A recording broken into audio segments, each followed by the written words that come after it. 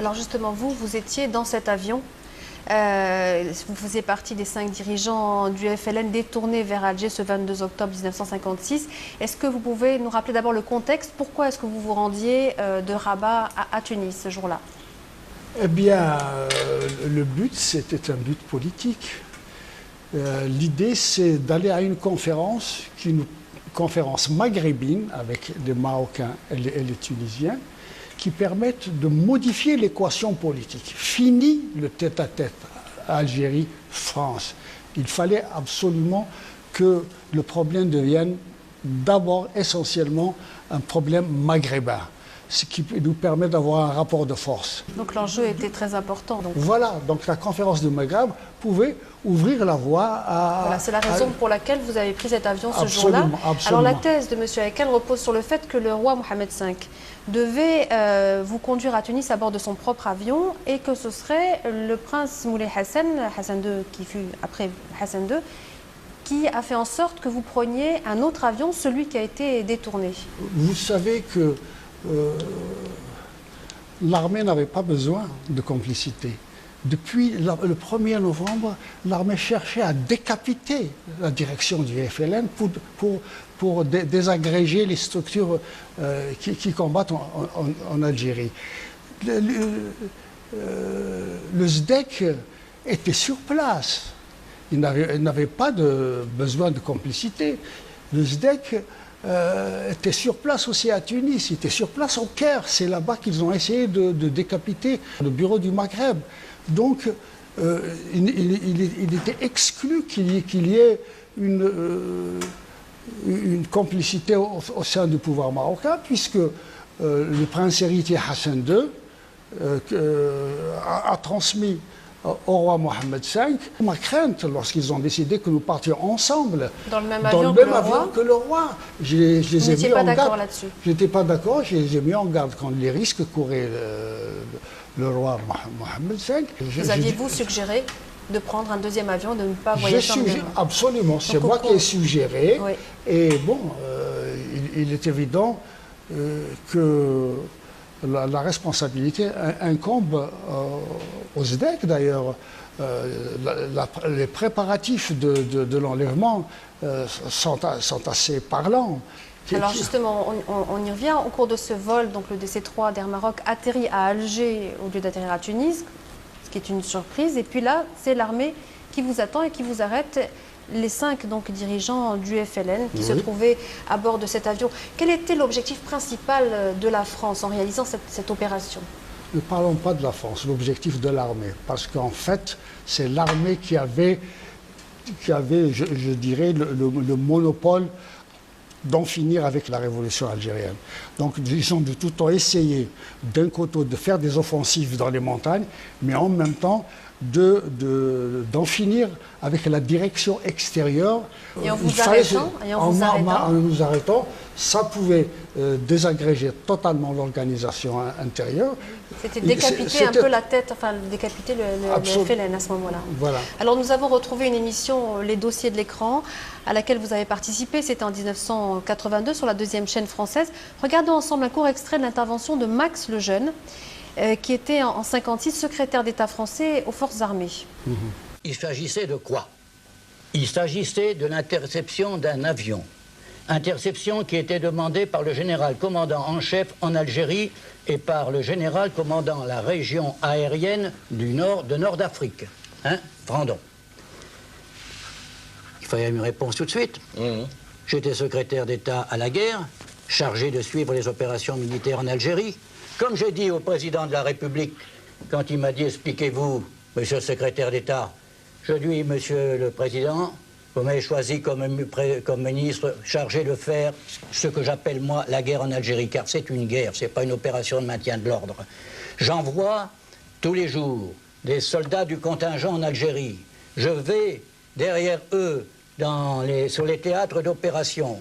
Je les décore de la médaille militaire en votre nom quand ils sont sur une civière étendue, inerte. Et vous auriez accepté que je laisse, moi, passer cet avion alors que les militaires en réclamaient l'arraisonnement. Je dis que n'importe quel ministre n'aurait pas pu donner un autre ordre que celui que j'ai donné. Il ne pouvait que couvrir les militaires. Alors, regardons aussi toujours dans ces dossiers de l'écran le journaliste écrivain Raymond Tournoux. Le général Frandon, commandant la 5e région aérienne, qui a joué un rôle capital, beaucoup plus que l'armée de terre dans cette affaire, qui nous avons porté un coup terrible à la rébellion. Alors, que pensez-vous de ces deux déclarations? Eh bien, la stratégie fondamentale de l'armée qu'exprime Max Lejeune et même l'autre personne qui était écrivain, c'est qu'il fallait à tout prix empêcher la conférence de se tenir parce qu'il pourrait y avoir des conséquences irréversibles en faveur d'une autre solution que celle de la guerre totale. Non, ce que je peux dire, c'est que les paroles de ces messieurs dénoncent d'une manière catégorique l'accusation de comment s'appelle ce journaliste-là, ce journaliste égyptien, de Haïkal, oui. Puisqu'ils considèrent qu'ils sont dans une guerre totale et que dans cette dynamique, ils ne pouvaient que arrêter et priver la révolution algérienne de ses dirigeants. Alors, quelles ont été les réactions internationales à ce que vous appelez cet acte de piraterie? Ben, ça a été une nouvelle bouclier formidable. Oui. D'abord au Maroc. Ce qui était important du point de vue politique, du point de vue diplomatique, c'est la réaction très ferme, aussi bien du roi Mohammed V que du prince héritier, qui ont dénoncé.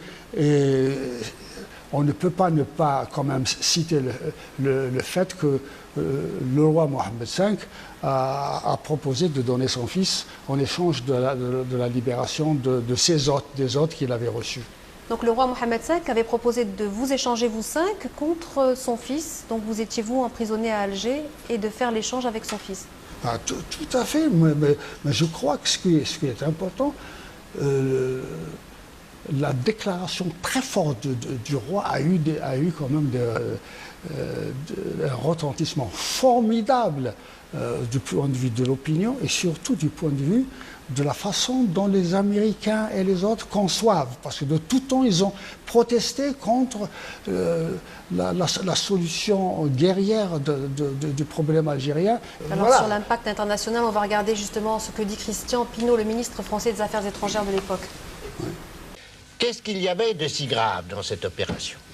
Il y avait d'abord un acte qu'aucun chef d'État français ne pouvait accepter à l'égard du sultan du Maroc. Vous étiez, enfin, les hôtes du sultan du Maroc. Il vous avait prêté un avion pour vous transporter dans un endroit déterminé. Nous ne pouvions pas, sans son consentement, à moins que vous ne violiez des lois internationales ou que vous ne couriez le risque de passer à proximité des côtes algériennes, nous ne pouvions rien faire sans son consentement. Et le roi du Maroc ne nous a jamais pardonné cet acte, c'est incontestable. La Tunisie, non plus. Bon, nous avons donc perdu de ce côté-là un certain nombre d'espoirs et nous avons mécontenté l'opinion internationale.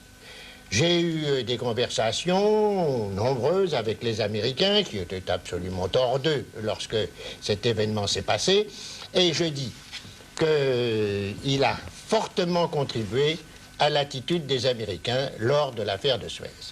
Dans ce fameux DC3 détourné, vous avez longuement parlé avec une journaliste, Ève Paré-Deschamps. Vous vous souvenez de ce que vous lui avez dit? Je me suis confié en disant maintenant l'affaire de l'indépendance de l'Algérie, ce n'est plus le monopole des Algériens, c'est le Maghreb. C'est une nouvelle stratégie. Pas une stratégie qui va faire basculer le Maghreb dans la guerre, mais on était persuadé que le rapport de force changerait. Vous voyez, le général de Gaulle sait très bien pourquoi il en est venu à mettre fin à la guerre. C'est parce que du point de vue international, du point de vue militaire, les choses risquaient d'y aller. Les Français avaient peur de perdre aussi la monarchie marocaine. Vous lui avez aussi transmis quelque chose au moment où vous avez été arrêté, je crois, cette journaliste? Oui, vous avez raison. Je me suis fié à elle, oui. Je lui ai donné le document des résolutions de la Soumane. Et puis il y avait aussi, je devais faire venir un bateau d'armement des États-Unis au Maroc. Et c'est le prince héritier, Moulay Hassan, auquel je me suis adressé, qui m'a dit, je vous donne la licence, je vous autorise à faire ça. Alors cette fois, c'est vous qu'on va retrouver. C'était donc en 1982 dans cette émission Les dossiers de l'écran. Le Maroc n'était pas du tout, n'est-ce pas, mêlé à cette affaire. Que le SDEC ait des contacts à titre personnel, mais je crois qu'on ne peut pas douter de la bonne foi de Sa Majesté. Ceci dit, je pense que le SDEC n'avait pas besoin de complicité à l'échelon politique. Le SDEC s'était implanté non seulement au Maroc, mais en Tunisie et au Caire. Ce qu'on oublie dans la tentative de nous dérouter, c'est le fait que de tout temps, le SDEC, c'est-à-dire l'armée, a visé à décapiter la rébellion. De tout temps, la cible a été les leaders. Alors vous avez aussi beaucoup parlé à cette journaliste de la place qu'occupait le Maghreb dans votre combat pour la libération de l'Algérie. On va écouter pendant un court instant Ève Paré-les-Champs. Il y avait une atmosphère extraordinaire d'espoir. Vraiment, ce voyage à Tunis, cette conférence, pour nous tous, ouvrait la porte aux négociations. C'est ce qu'a dit M. Haït-Hamed. Ah oui, là, absolument, je suis tout à fait d'accord. Tout à fait d'accord. M. Haït-Hamed se souvient de l'atmosphère qu'il y avait à ce moment-là. Et vraiment, nous attendions beaucoup. Et en France aussi, on attendait beaucoup, je sais, de cette conférence. Le Maroc avait besoin de cette conférence, avait besoin de la paix. La Tunisie avait besoin de la paix. Ils étaient prêts à tout faire, ils l'avaient montré. Les Algériens étaient prêts à négocier. C'est M. Haït-Hamed. Les conversations que nous avons eues à Rabat avec le roi Mohamed V ont été très utiles. Nous avons des bases sérieuses pour une solution d'ensemble qui pourra être proposée à un gouvernement vraiment désireux de négocier. Il n'y a pas une solution marocaine, une solution tunisienne, une solution algérienne. Il y a une solution nord-africaine parce qu'il y a un problème nord-africain. Nous ferons une fédération des 3 pays d'Afrique du Nord. Oui, nous voudrions faire une fédération des 3 pays d'Afrique du Nord et après conclure avec la France une alliance étroite. Est-ce que vous rediriez la même chose aujourd'hui de la place qu'occupait le Maghreb dans votre combat pour la libération de l'Algérie? Est-ce que vous appelez cet acte de piraterie? Bien évidemment, bien évidemment. Vous savez, on ne peut pas tromper tout le monde et tout le temps. Et ce qui est important, c'est de remettre au peuple et aux individus le destin du Maghreb. Merci beaucoup d'avoir été notre invité aujourd'hui. Nous étions à l'Institut du Monde Arabe. Restez sur Mediasat, la suite des programmes dans quelques instants.